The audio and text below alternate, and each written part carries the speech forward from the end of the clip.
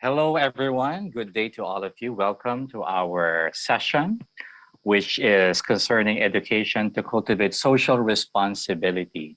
For our viewers who just joined in, if you have questions to our speakers today, so kindly type your questions into the Q&A box function that you will see in the web platform to your right. So if you have questions there, uh, please type in your question so that I could read it and convey it to our speakers.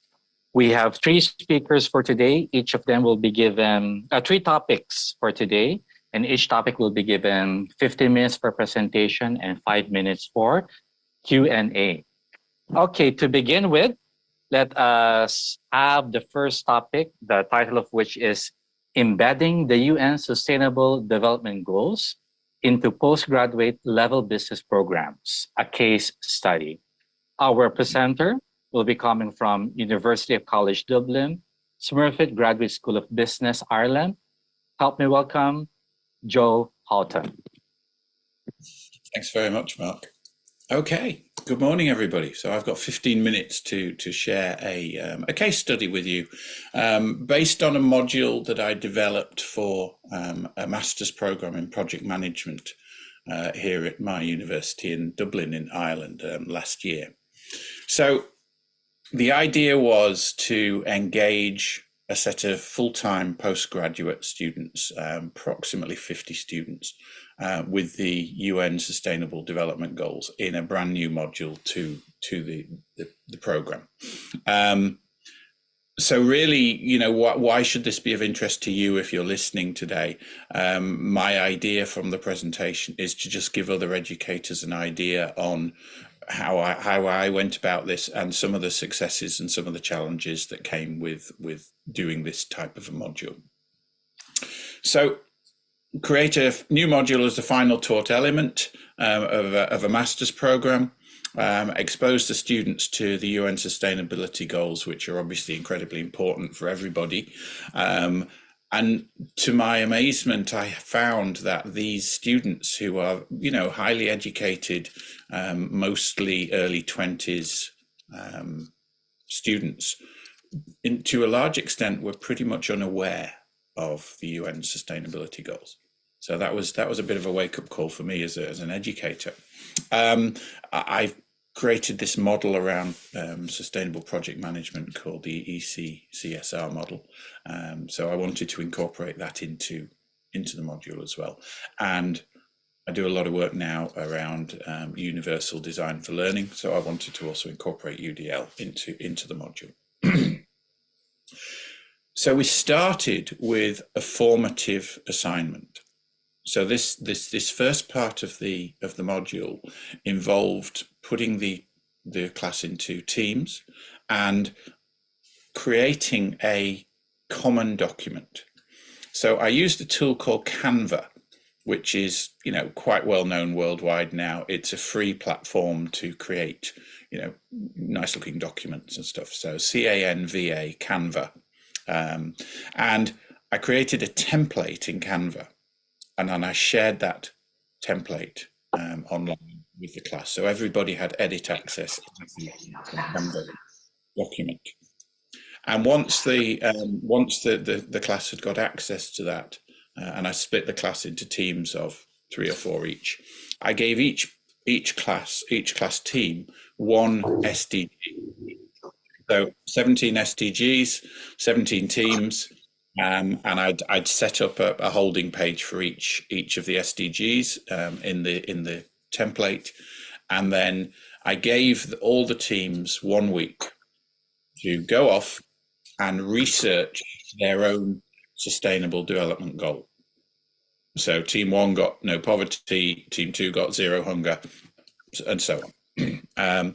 There's a QR code there, and there's a link on the document as well if we share the PDF with you. So feel free to, that link is available so that you can go into Canva and you can download the template and reuse it for your own use. So feel free to do that if you like.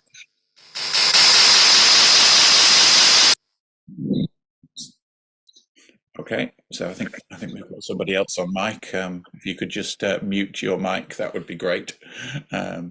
So after a week, all the teams came back.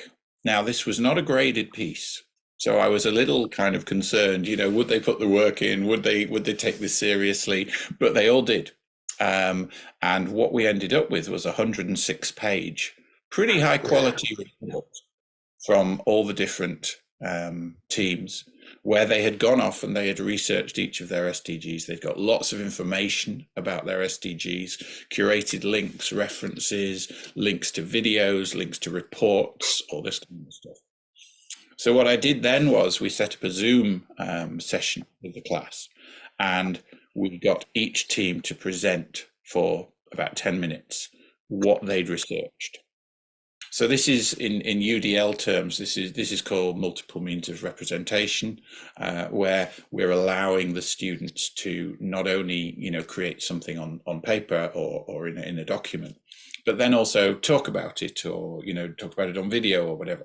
So I then, with the students' permission, we recorded all those video segments and dropped them into YouTube, and then we've incorporated the links on YouTube into the online document as well.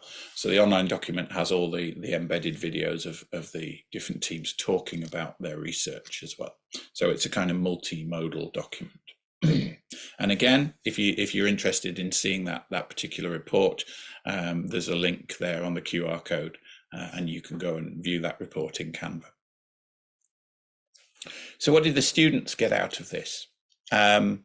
Certainly a deeper understanding of the SDGs, much greater awareness of a lot of these key issues that are facing the world. And as I said, many had reported they'd not even heard of the SDGs, which was a bit terrifying for me. They were co-creating a really valuable, substantial document. So they'd created this artifact, which is permanent and goes on, which they can share on their LinkedIn profiles, which they can put on their CVs. And later on, a number of them did report that this was something that when they were in interviews with employers, this was one of the focuses of the interview. Oh, you've done this, tell us about it, show us what you've done. So it was good, and a huge sense of achievement from the class in creating this pretty big document in only 1 week. But the learning aim for me, as like an educator crafting this learning journey for them, was to inform a summative assignment that then the students were going to complete a little later on in the module. But I needed that summative assignment to kind of have informed them about things like the SDGs. So it worked from that perspective. So moving on to the summative assignment, I called this MAD 117, and MAD 117 stands for Make a Difference. They had 100 hours each to work on this assignment. So it was half of a 10-credit module. So roughly 100 hours of effort per student, and 17 sustainable development goals. So MAD 117, and the starfish on the beach story was kind of one of the little linchpins for this module. And you may not have heard this story. I don't know. There's a chap walking along the beach, and he sees somebody in the surf, and the surf has washed up onto the shore, millions and millions of starfish, and they're all starting to dry out and die in the sun. And the chap in the surf is picking up the starfish one by one and throwing them back into the sea. So the guy walking his dog walks up to this fella and says, what possible difference can this make? There's millions of starfish, why are you throwing these back into the sea? And he said, well, it makes a big difference to the ones I throw back. Yeah. We can't necessarily all individually change the world, but we can change our little bit of the world. And that's what I wanted to focus the students on with MAD 117. And this talks to so many of the UDL guidelines, this approach to getting students involved, asking them to do things in many different ways, allowing them to submit their work in written form, as a website, in whatever form they felt best to do. So that's a link there to the CAST UDL guidelines if you're not aware of those. So they were allowed to do this individually or in pairs, and I think I had one group of 3 that wanted to do it as a 3, and they could design their own assignment. So I'll give you the brief. It's quite an open brief, but they could design their own assignment. They could submit it in any format that they felt was appropriate, and this talks to things like student choice, multiple means of engagement, multiple means of representation, agency, all these good things that we want to give our students. So this was the basic brief. 100 hours to complete the assignment. Link your work to one or more of the UN sustainability goals. Make a difference, make the world a better place. Positive change makes someone's life better. It doesn't have to be big. It doesn't have to be, earth-shattering. It can be something really small, but you've got to make a positive, measurable change. And I asked them to use the design thinking framework. So we did a design sprint with them out of Stanford University as part of the module. So I wanted them to use that design thinking framework. And I also wanted, from the measurement point of view, for them to express their measurement in objectives and key results. So, the work of John Doerr, and his book, Measure What Matters.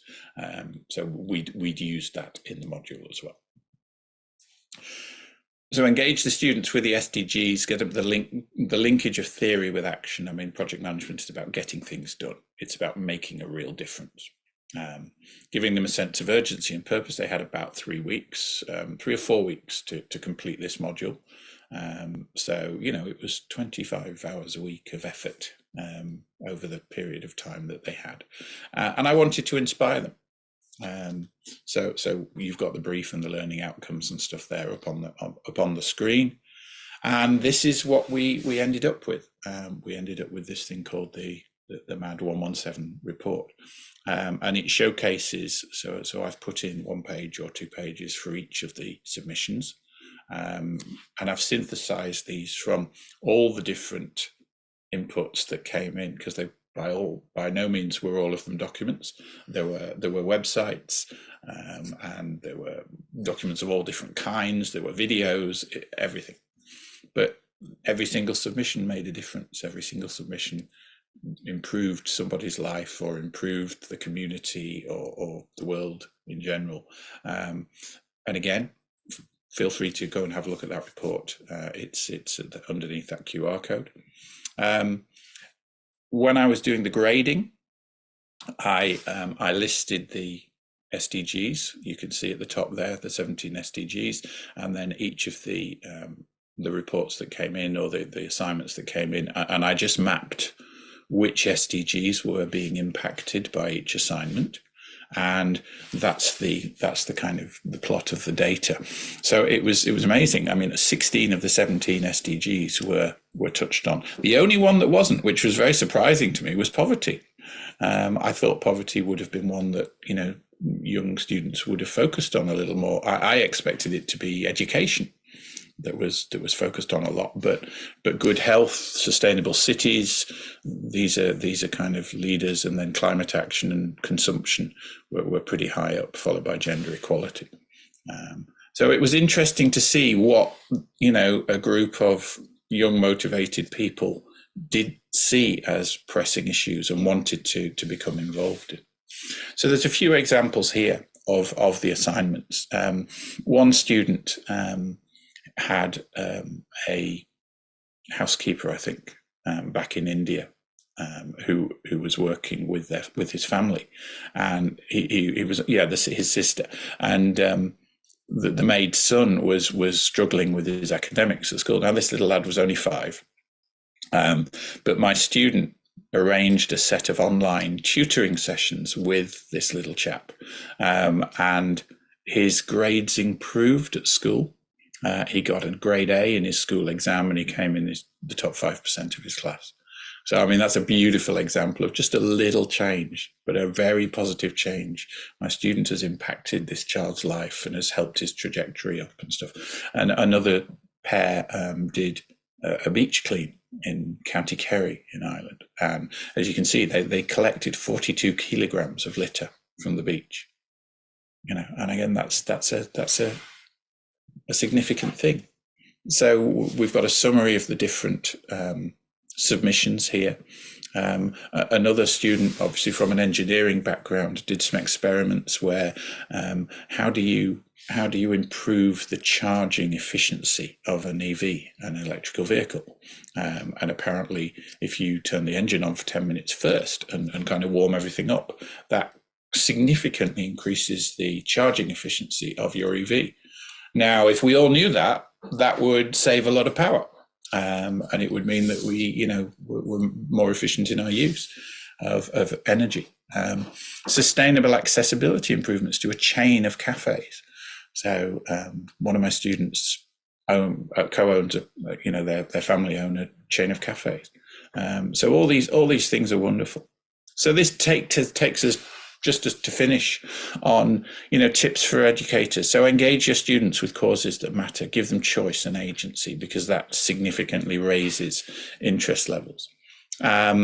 Short-term challenges, I gave them a week and they produced this amazing 106-page document that then they could showcase. And they were inspired and energized. So I would just say to all the educators out there, if anybody is listening, just do it, try it. And if anybody wants to contact me at any time to discuss, doing this in their own classroom, I'd love to talk to you. So I think I'm out of time. Thank you very much for listening. All right. Thank you for that, Joe, for that wonderful presentation. I related a lot to your presentation because I also teach project management and I do design with my students. Okay. So to our audience there, if you have questions, please put your questions in our chat box to be found in our web platform. You will see it to the right. So kindly click on the chat function and you could post your questions there. And if you would like to still ask more questions to our guest presenter, you could go to Meet in our web platform. You could go to the Meet with a Delegate and schedule a meeting with Joe, and you could have a session in the networking launch to be found in our web platform. Okay, so from there now. The question that is asked is, you said that you have individuals, pairs, and triads. Yes. What was the decision regarding I will work as an individual, we will work in pairs, and we will work in triad? How did you facilitate those things? Well, I queued up the brief in one of the classes, and I said, I'm going to give you all the option of whether you work in individuals, pairs, or I said individuals or pairs, and then one triad came up to me and said, could we do this as a three? Because we're all really interested in this. And it just self-selected. This is the end of the master's program. They all knew each other, so like they were kind of, it was very easy to get that set up. Now, earlier on in the master's program, I'd quite often set the groups myself and I just put them into groups, but this was the last module. They all knew each other, and I said you just self-select and organize it, and they did without any problem. Okay. Was there a maximum number of people in a team? So you could do self-selection, but you should not go beyond this number. Yeah, I mean, I said I think you should do this I'll give you the option of doing it individually or in pairs. And then, one triad came up to me and said, would you mind if we did a three? And I said, no, that's fine. And I had an odd number of people in the class anyway, so that worked quite well. All right. Thank you for that. So you said that you made use of MAD 117. Okay. Yes. Again, this is make a difference. Make a difference. Yeah. And then 100 hours and then 17 sustainable development goals. So that's where the 117 hours and 70 sustainable goals. Okay, that's great. How So in terms of the design thinking framework, how did it? I did a session. I co-taught a session with a colleague of mine who was a UDL kind of prize winner here in Ireland, Jen Lynch, and there's a fantastic design sprint exercise that you can run with any class out of what they call the D School at Stanford University. So if you do a search for Stanford University D School, D. School, and look up their design sprint, they have this facilitated kind of pack that you could just take and use with any group of students, and it walks them through the design thinking process in about 3 or 4 hours. So, Mark, for your classes, it'll be absolutely brilliant. So we used that and walked them through the design thinking process, and then I followed that up with another session. So they were pretty well informed on what design thinking was, and then they went out and they did the empathy stage and the mapping and everything, and worked out on how to do their project. So it was great. Yeah. So there is a clarification here in terms of the projects of the students. Now, these are graduate level students taking up a business course. Is that correct? Taking up a business course, and they really have to implement the project. It's not just something which is theoretical, but it is something that which is actual. A chunk of the grading, if I'm still sharing, a chunk of the grading for that course was where are we? So here we are, impact 15%. Okay, so you must show how your project will make achievable, measurable change using objectives and key results. So they were asked, this is some of the mark, that you've got to use measurement. You've got to actually do something and show it before and after, and show the measurement or the difference that you made. So yes, that was one of the things that I wanted to kind of focus them on, because making change without proving change is less effective. Yeah. Thank you for that, Joe. Unfortunately, our time is up. If you still have a lot of questions to ask Joe, you could go to Meet the Delegates and then look for Joe Houghton. And you could set up a meeting with him and ask your questions on how he did it. And especially is willing to share his files, templates, and documents, and even the reports, so that if you want to replicate it in your own classroom setting, I believe Joe would be more than happy to let Absolutely. you. And my email is on the screen there. So, if you can't get me through the delegates meeting, then just send me an email and we can connect offline. All right. Thank you for that, Joe. Let us now go to our second topic. Our second topic is focus on, let me just go to my, okay. The title of the presentation is Promoting Social Responsibility Through Early Childhood and Special and Inclusive Education Programs at the Botswana Open University. There are 3 of them, 3 authors for this topic. We have Gbolagade Adekanmbi, Serufe Pilime, Pulane Violet Kabomo. All are coming from Botswana Open University, Botswana. So help us welcome them. Yeah, thank you very much. Yes, that's the topic, as you have mentioned. In this topic, we have a short outline. We'll be speaking to the background, the national context, that is Botswana, the institution, which is Botswana Open University, the nature of our problem, our objectives in this research. We may not go too much into literature because of time, but we'll discuss and conclude and offer recommendations. Well, just to say that in Botswana, and of course in different parts of the world, the drive to promote social responsibility has been a major way of giving back to the communities. In fact, the first sets of universities in Africa, especially the ones from the British colonies, the issue of university outreach was paramount when they were started.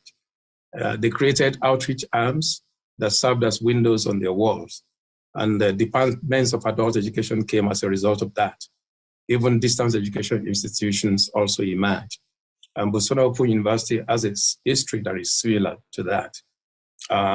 People have been writing about social responsibility as far as universities are concerned, but we want to talk about Botswana Open University in this presentation. In terms of our nation, we're just the size of France as a nation, Botswana. 2/3 of the nation is desert, but it's a diamond in the rough. But having said that, we are members of the SADC, that is the Southern African Development Community. The headquarters of SADC is here in Gaborone, Botswana itself. We are bordered by Namibia, South Africa, Zimbabwe, and Zambia. Literacy rate is relatively high. The GDP is high when you compare it with other African countries. Our tertiary enrollment ratio is also high when you compare with other African countries. While Botswana had less than 18 kilometers of third road at independence, there has been quite a lot of development since then. It's a stable democracy. It's a fast-growing economy. And this is a nation that has relied a lot on many of the national policies, and of course, Vision 2016 and 2036. ICT pursuit is high within Botswana, and a lot of people are coming into having households with internet access, although we're still a bit far from the developed world. In terms of the issue of the vision, of course, that is inclusion and social responsibility. What the expectation in Botswana, at least going by Vision 2016, is that people will have access to productive resources, and then there will be success in helping people to escape from poverty. Vision 2036 also emphasizes the need to provide a lot of social protection so that marginalized groups can also be addressed. The Botswana Open University itself was established by an act of parliament in December 2017, and it aims to be a university that is globally recognized for excellence. Its visions, goals, and strategic framework, they are tied to many of the goals that we see for the UN 2030 agenda, African Union's agenda of the pursuit of the Africa we want, and our own national development plans. The university has a number of milestones: technology enhanced open university, being an inclusive university, a high performance open university, and one that is also globally recognized. There are 4 schools in Kaun, Maun, Palapi, Gaborone, and Francistown, and the current student population is over 7,000. Well, we know that there are policies that address special and inclusive education, early childhood issues, but of course within the university itself, because we are very much involved in promoting corporate responsibility, we've seen quite a lot happening. But we do know that in terms of the problem, the implementation of some of the issues, especially in inclusive and special education, and also early childhood, the implementation has been a bit slow, and these are some of the things that we are trying to address. So the goal of our presentation is to discuss the way BOE promotes social responsibility and inclusivity, examine the degree of this within the programs that we run, and then how we can further promote this. As far as the literature review is concerned, we do not want to go too much into this because of the time that we are limited with, but we'll encourage you to look at our slides at the appropriate time. But in terms of our method, we have carried this out as a qualitative study. We used the policies of the Botswana Open University itself, the reports and related documents, and we also focused on policies that focus on inclusivity and social responsibility. And then we looked at the learning outcomes and aspects of program content in special and inclusive and also early childhood education. And those are the things we looked at to be able to make the presentation that we're making today. So, and at this point, I will invite Ma Kabomo to please speak to the next set of issues. Kabomo, the discussion.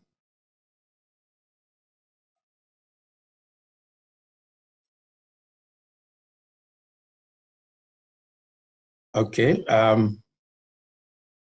It looks as if Kabomo is having a challenge. And if that's the case, I probably would just go on with the presentation. But if she's able to join me here, then she could come and share from here. But let me start by saying that the university has a corporate social responsibility policy. And the purpose of this policy is that the university continually enhances value creation in the society and the community in which it operates through its programs and services and other initiatives so that it can promote sustainable growth within the community and the society at large. But having said that, there were many things that the university did when COVID-19 struck. Apart from taking care of staff, we made available schooling, course schooling materials, that is open schooling materials freely to students in secondary schools and tertiary institutions. And there are a number of other things that we did for people in Kang. There are things done by the School of Education and Social Sciences in promoting the supply of groceries and other provisions and money to those who are in need. School of Business and Management Studies trained the youth of Pilime village on entrepreneurial skills. And the School of Science and Technology, through its Department of Computer and Information Systems, also organized teaching for those within that particular village. But of course, talking about the revised national policy on education, this one promotes equal access to education. It bridges barriers to learning and facilitates exemption of attainment of award to recognition of prior learning. So we do have that.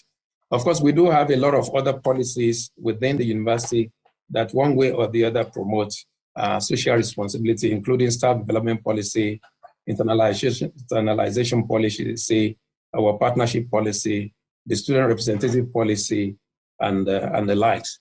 Now, within our Department of Early Childhood, in responding to the demand for quality early childhood education, we started the Department of Early Childhood and we introduced the Diploma in Early Childhood Education.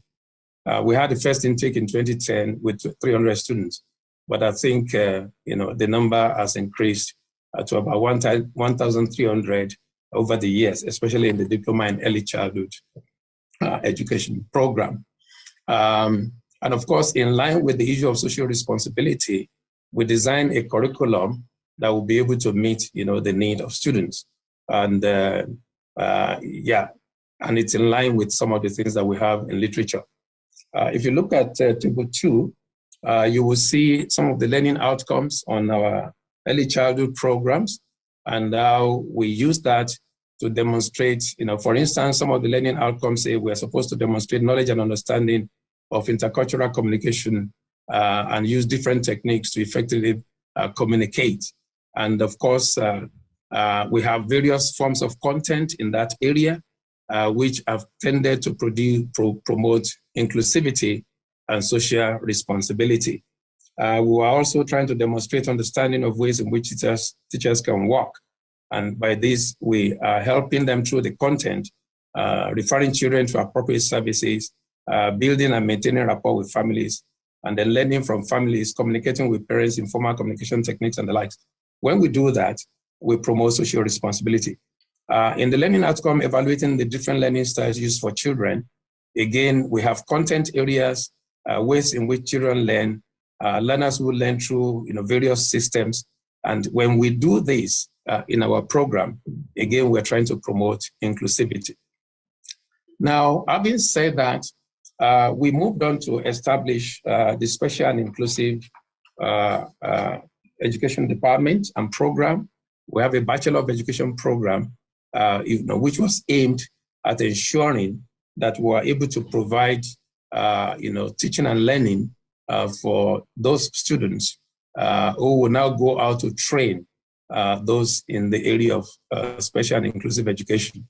And this program is consistent with our mission that calls for a unique learning environment for learners so that we can realize their potential through diverse, innovative, and flexible products and services to ensure global competitiveness.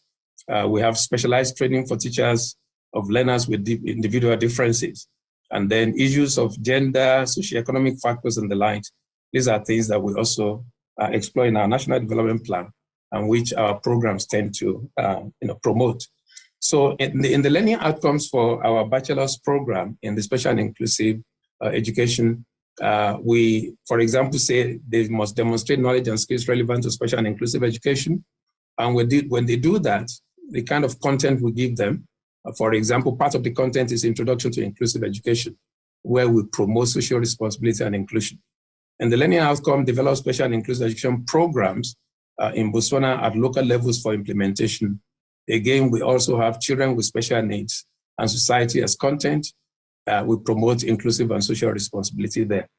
There are a number of other learning outcomes, that we also use for promoting. For instance, if you look at number 8, where we advocate for the implementation of policy, we provide content such as emerging trends in inclusive education, collaboration and consultation with parents. And when we do that, we are promoting inclusion of the parents in the way we carry out teaching and learning, and we are also promoting social responsibility.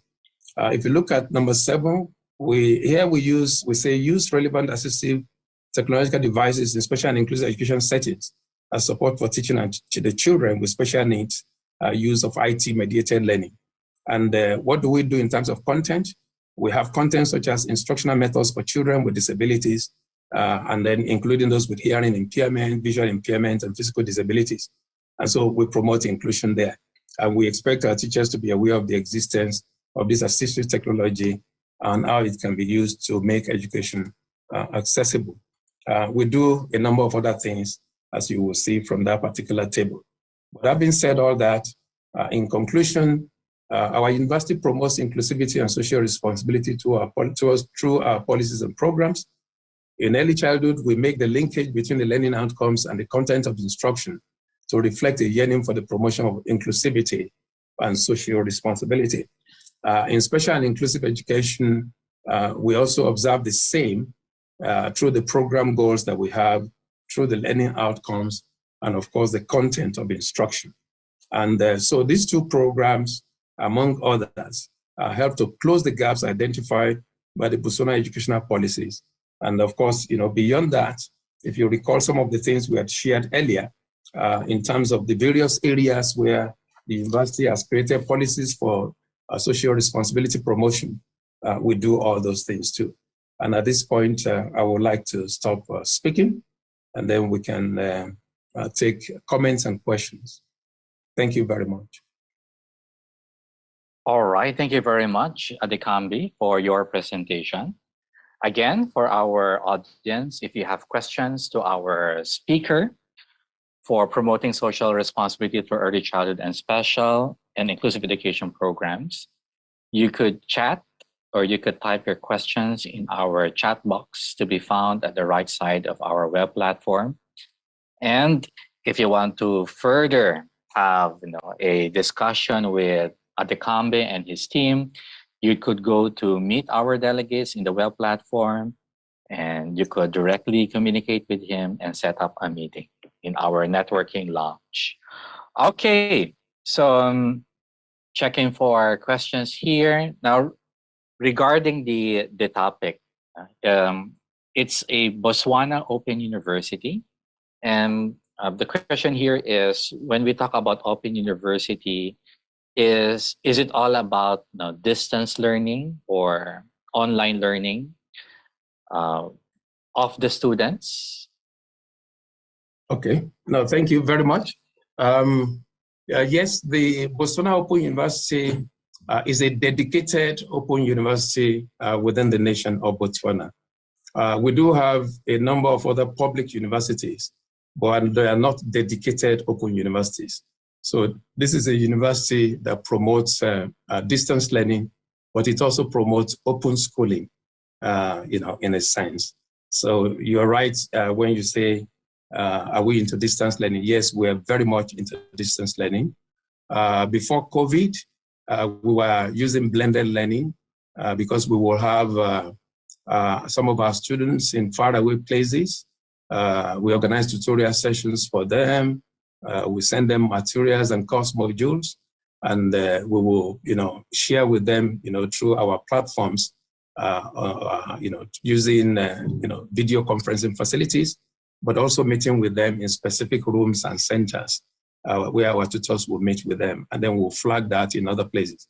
But when COVID struck and it became difficult, to do that, we kind of fast forwarded our own arrangement and plan, to be an online learning environment. And we decided to take our programs online. And that's what we have been doing since that time. Okay.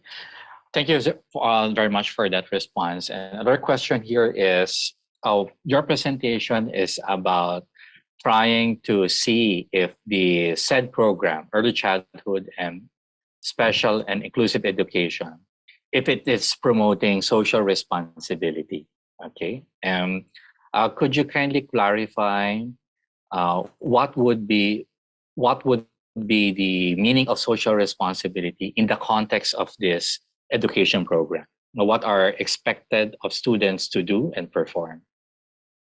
Okay, well, with respect to social responsibility, if I take you to, let me just take you to the to one of the tables with respect to early childhood. I will click it open so that you can see it in this mode. Now, on this particular program, we have learning outcomes that specify the skills that we expect learners to be able to demonstrate at the end of this particular program that they engage in. And so those learning outcomes are highlighted there, but then we created content for these learning programs. Now, you will recall that this is a program that trains individuals that will now be able to go into those various schools and be able to engage in teaching and learning with the various students. So if you look at the content area, for example, where we are saying we have culture and diversity taught as part of content. Now, that is promoting inclusivity.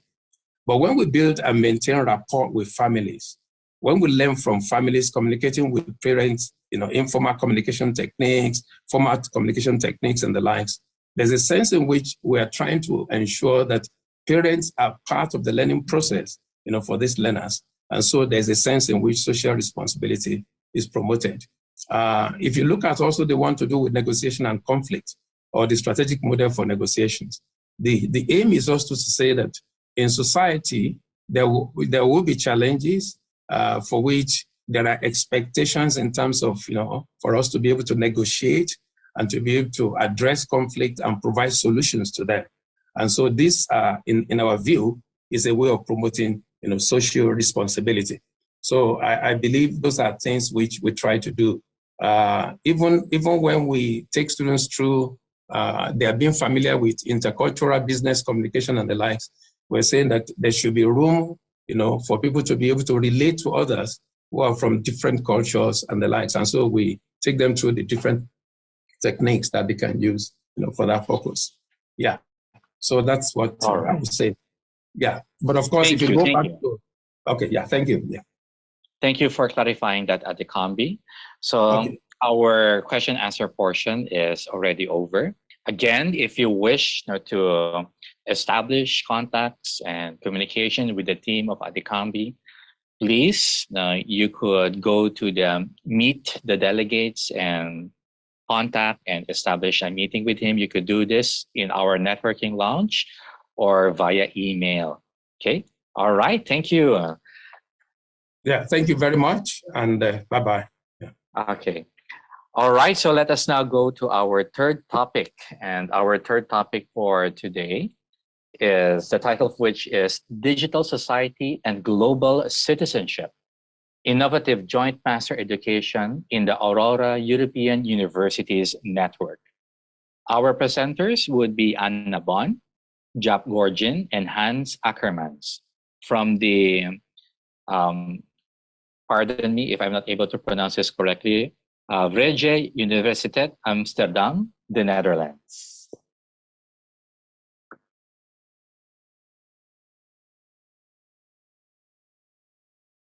The audio cannot be heard.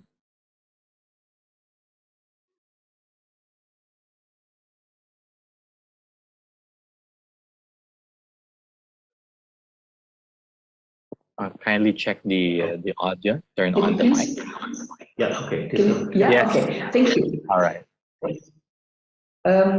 So there is a little bit delay on the line because we are in a place with limited internet. So I hope that it's okay.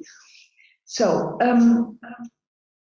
I cannot see really my screen. So our presentation is about this master that we are proposing in the framework of European, let's say, policy towards digital society and sustainability.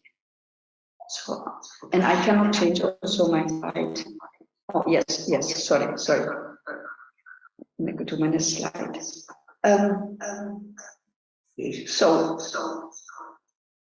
Sorry, there's a lot of echo in the line. So we are in the middle of a transition to the digital society, and this has a lot of implications. So we think that global citizenship is very important, and I liked very much the presentation of the previous speaker that was about Botswana, education, sustainability. And now talking from a European perspective, we think that it is important to have reflected professionals with good knowledge of ICT, not just technicians, but also policymakers, lawyers, educators, politicians, journalists, entrepreneurs, philosophers, etc., and how to train them. So there is a policy in the EU to have 20 million people trained by 2030, and that is a call for action. Just the next slide. So we are proposing a new master, and we're doing this from the European perspective, but I personally would like to have this from a global perspective to introduce many countries. However, this is a European call that we are proposing to, and therefore we have proposed a network of European universities that are able to deliver a new kind of education. And that should be really multi and transdisciplinary, because the challenges of the digital society are not related to a single discipline, but they are really very broad. Therefore, we want to include in this education different disciplines, and they must be really societally oriented and very reflective, and to train the new generation of professionals. So this kind of education is unique. We have done kind of research to see if this education is already there. In Europe, it is not. There's a lot of curricula that are monodisciplinary with some add-on. For example, non-digital curricula that have a digital aspect on it, or computer science with philosophy, or computer science with medicine, or computer science with some other topic. But the real merge of different disciplines is not yet available. So we are trying to design this and proposing that as a new kind of education. So we are focusing with our master on the following topics: law, policy and governance, business and management, media and culture. Why? Because we think that a lot of societal issues related to the digital society have to do with these sectors, but they are underrepresented in education that is related to the real digital society. We want to tackle with this type of education grand challenges in society. What are these challenges? So we think that there are a lot of challenges related to artificial intelligence and the ethics around it. Human control of artificial intelligence. Who is in control, humans or machines? We think that humans should be in control and not machines. And this is really a challenge at this moment that we are seeing with the rapid development of artificial intelligence and the decision-making capabilities putting at the, in actually at the machines level. We think there are a lot of troubles to do with big data, with cybersecurity and surveillance, and that is internationally, and so that is in all countries happening at this moment. We think that human rights are underrepresented in the digital society education, and that it deserves more attention. Social justice in the digital age. We think that democratic discourse in the digital world is something that must be included in special education. We think that the digital divide in the global south is something that should be addressed. And for example, fair platform economies. And we are seeing now a growth of ecosystems that are inherently unfair. And we think that this must be addressed in this type of education. Also, social media, culture, exchange, diversity, and identity information are topics that need to be tackled. And therefore, we think that educating professionals in these topics is important. So seamless EU education is what we are proposing. That means that students are not studying at one university, but that they are receiving education from a network of universities, because that makes it stronger and broader. So how do you ensure this type of education that there is a kind of sense of belonging of the students and identity, and that it will not be a kind of monodisciplinary with some appendices? So we have proposed a kind of education that is hybrid and virtual in a kind of collaboratoria, that students sit together and that they collaborate with the universities in a virtual space, but they're also connected. Therefore, we want to have short mobility so that the students can meet each other now and then, face to face, for example, in summer schools. We want to focus on project teamwork in interdisciplinary projects, so they work together to tackle global challenges in groups aspects of it. We will give a strong attention to intercultural communication in group work. They will have to have a design problem-solving orientation, so they will tackle problems not just to analyze them, but also to propose solutions. There will be digital interoperability between the universities, so to make sure that these things, as these technical things that we are seeing now, do not happen, but that it's technically sound. Sorry for that. Then research seminars are important because we are talking about integrating different disciplines, and therefore also educators must integrate their disciplines. So they must talk to each other and not stay in their own silos, in their own monodisciplinary silos, but they must learn to collaborate also at the educational level, not only the students, but also the educators. And it's important, if you have this kind of education, to have personal and engaged mentorship to make sure that the student teams are well connected and that they have a good sense of belonging. So this is an example of one module that we have already created at Vrije Universiteit Amsterdam. And it is actually a course that we are setting up, that we are already giving for 4 years, together with universities in the global south. So this is a course by the Vrije Universiteit Amsterdam, the University of Development Studies in Ghana, and the University of Asia and Sarawak. So 3 continents are involved. The course content is about ICT for development.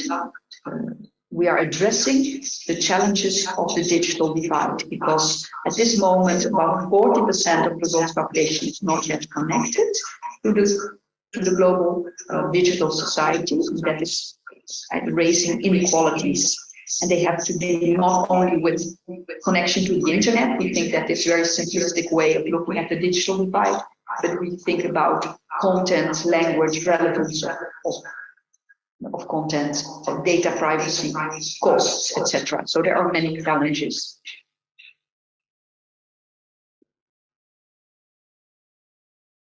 The course objectives of this particular course, and this is just a small course of 2 months, is that we want to make students familiar with the idea of the digital divide and to have knowledge and understanding of what this entails. We want them also to apply the knowledge to understand technologies that there exist, methodologies and social dimensions, how to design inclusive technology together with partners in the global south. So that this can be based on artificial intelligence. So we use advanced technology to address problems in low resource environments. Then we want students to have and understand the trade-offs between the digital opportunities, but also the harms and threats that can arise by introducing new technologies in low resource environments. So we want them to reflect, to have investigative skills and critical thinking. They also must be able to communicate and to work together and to collaborate, and also to talk to people who are not academics, the users of these technologies, also people in low resource environments. And we want them to be trained to explore the problem and solution space and not just start with the assumption that you know what the problem is, but explore the problem and explore what could be done about it. So creative problem solving skills. Then student groups must be focused on use cases in different countries, and therefore we have these universities in Ghana, Malaysia, and also the students and their lecturers involved in this course. So this is really a global course on 3 continents. It's happening online, of course. So what is the state of play? One of the questions of artificial intelligence for social good for people in the global south. What can be the negative consequences of this technology? What are the risks, social impacts related to AI, and how can we mitigate them? What are the implications of AI in terms of policies, regulations, investment, education, and civil debate? And in this course, we have an online conference in which we invite experts of AI in and for the global south. So from different countries there, we have experts from Africa, from Asia, from Europe, all talking about their context and how AI is actually serving or harming these contexts. So this is basically my presentation. So I have proposed kind of new type of education that is interdisciplinary and addresses the global society and a digital society and the global citizenship. And I have given an example of how a module in this kind of education could be. So if you have questions, please let me know. Thank you. All right, thank you for that, Anna, for presenting about digital society and global citizenship. And for our audience out there, if you have questions to Anna, you could do so by asking or typing your question into our chat box to be found in our web platform. It is on the right side. And if you still want to further communicate with Anna regarding this master's program, if you are interested to know more about this, you could go to the delegates, look for the name of Anna Bond, and you could set up a meeting with her via email or online using our networking lounge. Okay. All right. So for questions regarding your presentation, Anna, there was a mention of part of the course in the ICT for development in the field. One topic that you have mentioned there is artificial intelligence for the social good. Could you kindly help us better understand what this is all about when we talk about AI for the social good? Yes, thank you for your question. When we think about AI, we think of big data, we think of huge computers, we think about massive computing. However, people in low resource environments, for example, in the rural parts of Ghana, West Africa, do not have access to these technologies. However, AI has the capability to serve also these these people, for example, in language. So there are in Africa a lot of languages, and they are under-resourced under the web. So you cannot create for example, speech recognition systems for languages that are small, like many African languages. So we are now talking to farmers in northern Ghana how to create, based on mobile phones, and they have the simple mobile phones, applications, for example, to give them information on weather. Weather information is very important for farmers, and they cannot access many of the services that exist because they are in English, because they are not in a language that they know, or because they're on a device that they do not know. So we are really working with the communities and with Ghanaian researchers to find out how we can create, let's say, speech recognition systems and systems that can deliver weather information to farmers. Therefore, you need very, very advanced AI-based systems, and you have to create them from scratch, and you have to make sure that they are not very expensive, that they do not use huge amounts of data, that they do not use huge, big computing that is expensive because it uses so much energy to calculate all those algorithms. So we are looking at AI for low resource and low cost environments. And that is a challenge. And our students help us to do this. So we have a lot of master students now working on this topic. And we think that it has a potential. And it's a very different type of thinking than the conventional thinking about AI, which is big technology and big data and high costs. So thank you for clarifying that, Anna. Thank you. Thank you for explaining that AI for the social good. It is very helpful for that clarification. So thank you very much, Anna, and thank you everyone for attending our session today. Take care